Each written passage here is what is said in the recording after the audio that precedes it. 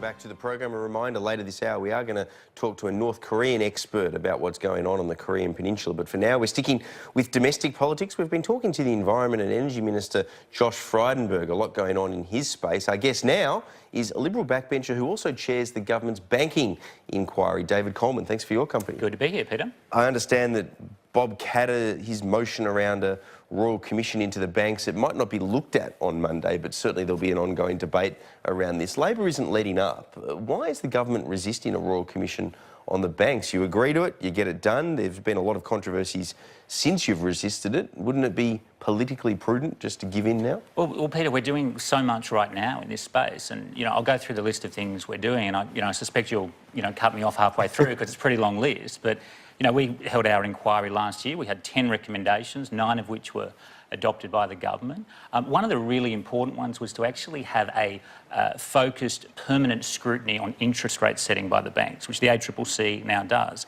Now, prior to this, there wasn't actually a regulator focused on this issue of how the banks set interest rates and do they actually reflect what the banks say publicly. So right now, we've got the ACCC going into all of the banks, getting documents, board documents, subcommittee documents, a whole range of different documents. And what those investigations will identify is when the banks say they had no alternative but to raise interest rates because of factor X, Y, Z, was that true? And if it wasn't true, then there are going to be some very serious consequences for a range of bank executives. Well, let's go to another one. Bank executives, you mentioned. One of the things the government's doing is putting its prying eyes into how their remuneration is set. Did you ever think that you'd be sitting here all those years ago, David Coleman, when you aspired to become a Liberal Member of Parliament, looking to stick your nose into the remuneration of publicly listed businesses? Well, the main thing on remuneration, Peter, is actually around bonuses. So it's basically saying that 40% of the bonus that a bank executive gets has to be paid over a 4-year period rather than paid up front, because unfortunately what has happened sometimes in the past is someone gets a big bonus, a year or two later it turns out that they've behaved inappropriately, done the wrong thing, but they've already got the money and that was completely inappropriate. I mean, one of the really important things that we've identified here is that no bank executives, senior executives, got fired for any of the serious issues we saw. Well, let me ask you about that. This is something where I can see that the government should have a hand, but I don't know how you do it. The very matrix of how banks structure their internal operations make it hard to pin any one person for responsibility because the lines are so blurred. I mean, what can government actually do about that? Yeah. They're such big organisations. Yeah, so we're putting in place what we call the Banking Executive Accountability Regime, which came out of the inquiry. And what that will actually do is require effectively a map of who is responsible for what. Because you're right, because in the past banks have been able to say, well, there were these 20 rogue employees off on a frolic of their own, we've sacked them, but the senior executives weren't responsible, they didn't know. That won't be possible in the future because the banks will be required to lodge with APRA a clear set of responsibilities by area. And so if there is a scandal in a particular division, it will be very clear where the buck should stop. You've got to see the irony here though, don't you? I mean, at the end of the day, the number of times I've seen the Westminster system of responsibility to ministers be sheeted home to a staffer or to a bureaucrat, same sort of thing. I mean, this is its own version in banking of what we see writ large in politics. Well, accountability is a very good principle, Peter, and people should be accountable for their actions, and that should apply in the banking sector. It clearly has not applied at the senior executive level, and that needs to change, and it's going to change under this executive accountability regime. This is a high degree of intervention in the decision-making process of the banks.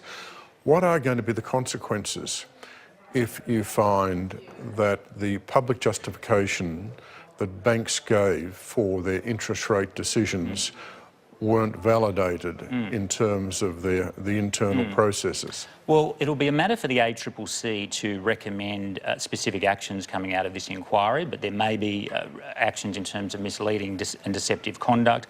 Under the APRA executive accountability regime, fines of up to $200 million can be issued, and there's a range of different alternatives. But what we need to do is ensure that every bank executive knows that the representations they're making publicly about interest rates are now subject to deep internal scrutiny. That's never happened before. It's never happened before. One of the things we found, Paul, when we did our inquiry was there'd been 20 occasions in this century when interest rates had moved out of step with the Reserve Bank. And you know how the banks argue that, there are all these other factors and as a consequence, the RBA is not the sole determinant of interest rates. Now, logically, you would think that sometimes those external factors would be good for borrowers and sometimes they'd be bad. But what we identified was that on 19 of the 20 occasions when interest rates had moved out of step with the RBA, it had been bad for borrowers. And that suggests that there is a very real issue there. And it was, I thought, quite remarkable that there was no regulator actually focused on this issue. There was, the ASIC had some responsibilities, the ACCC had some responsibilities, but nobody was actually focused on systemic issues in competition in the banking sector. And the main outcome of competition or a lack thereof is price. And I think there is a very legitimate issue here about pricing in interest rates. Senior Labor figures have indicated that one of the possible consequences of the Royal Commission that they want would be a restructuring of the finance sector and some of the wealth-creating mechanisms in the banks being stripped away from them. What's the government's feeling about that issue? What's your assessment of that issue? Yeah, well, as you know, it's not something that in Australian competition law has ever really been a focus. We haven't had forced breakups like you've seen in the US and the telco industry and other industries. It'd stop them being too big to fail, though, wouldn't it? Well, the wealth management businesses are actually a pretty small percentage of their overall capitalisation. I mean, the most of the value in these banks is in the traditional borrowing and savings accounts. And a number of the banks are actually in the process of getting out of their wealth management businesses right now, or have at least expressed an openness to getting out of wealth management. So I'm not sure that I would support a forced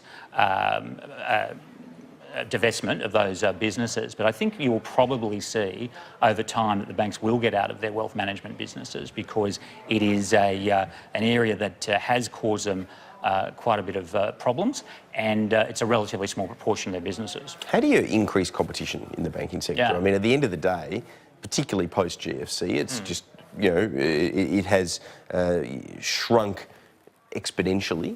You've still got these other brands, but they're owned by the big four, Bankwest, St George and so on, owned by big banks. I mean, is it even possible to get the competition back into the sector? Absolutely it is, and the UK is a good example of this. So in the last 10 years in Australia, the total number of new banking licences issued was 1.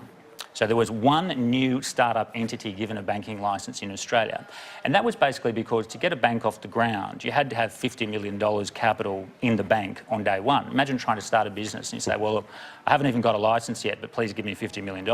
So that was really unrealistic. So what we're doing is we're changing those rules. So you'll be able to get a banking licence, effectively a provisional licence, with a much more modest amount of money, about $2 million in capital. That will enable you to demonstrate viability, that you've got all the right processes in place and so on, and then go and raise more money to become a more serious competitor. But the UK did something similar a few years ago, and they've seen several dozen new banks registered in the last few years. The other really big issue, and it's a bit of a technical one, but it's really important, is this issue of what we call open data. So at the moment today, in theory, you own the data that you have with your bank. So you could, in theory, request it. But it's not practical because you can't really do anything with it. So under the open data regime, which we will be implementing shortly, the banks will be required to make it easy for you to access all of your information, all of your transactions going back 10, 20 years, however long. You could then press a button, send that to 20 other banks or financial services companies and say, make me an offer. Give me the best possible offer on my mortgage. And because you've got all this rich data, which you really own, but is now usable, that's going to be great for competition because it's going to make it much easier for these startups and new companies to more effectively compete with the banks. If we look at the Commonwealth, how concerned are you about the cultural problem and the accountability problem at the Commonwealth Bank? Yeah, well, look, I think in terms of accountability, we certainly saw up until recently a lack of accountability. We didn't see any executives fired or really suffer any serious consequences for any of the previous issues. The AUSTRAC allegations are extraordinarily serious. Obviously, the bank is entitled to make its defence, which it will do, but extraordinarily serious. The fact that, or the allegation by AUSTRAC that the bank was aware of some of these serious breaches and didn't report them and didn't do anything about it is very serious. So we put in place this review by the APRA panel led by Dr Laker, the former chair, Graham Samuels, Gillian Broadbent as well, and they're going to focus specifically on the Commonwealth Bank, on the culture of the Commonwealth Bank, on issues about governance within the Commonwealth Bank. You couldn't really ask for a more credentialed committee to do that. They will have their interim report by January, and I would expect that they'll have some fairly substantial recommendations. I think that's a good process. David Coleman, before we run out of time, your electorate of Banks is one of the areas, I think Bankstown in particular, where this drug trial in the welfare space has been rolled out. Why drug trials for welfare recipients? Why not, for example, for university students? I mean, they take HECS, they often have Austudy or equivalent.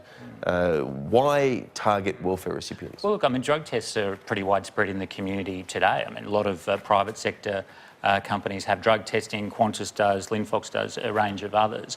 I mean, in terms of the welfare recipients, it's particularly around New Start, I mean, I think there are two issues here, Peter.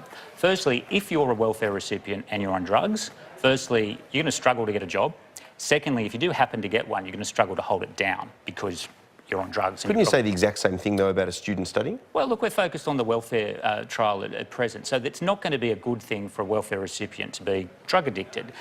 If they test positive, contrary to Labor's assertions that this will affect their lifestyle and cause them hardship, the welfare recipient doesn't actually lose any money. The total amount paid to them is the same. It's just that 80% of it is through a card that you can't use to spend on drugs, and that's good.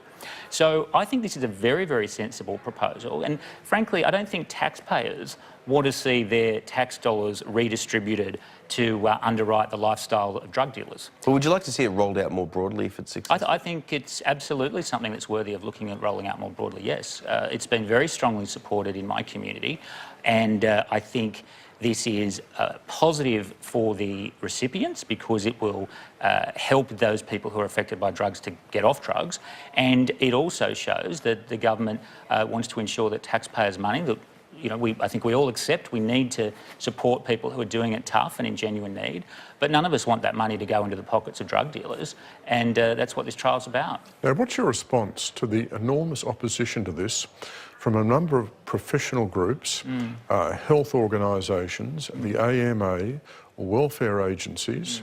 I mean, the campaign against this is very substantial, and the professional organisations involved is a very long list. What's your response to this? Yeah. Are you concerned that they're playing politics here?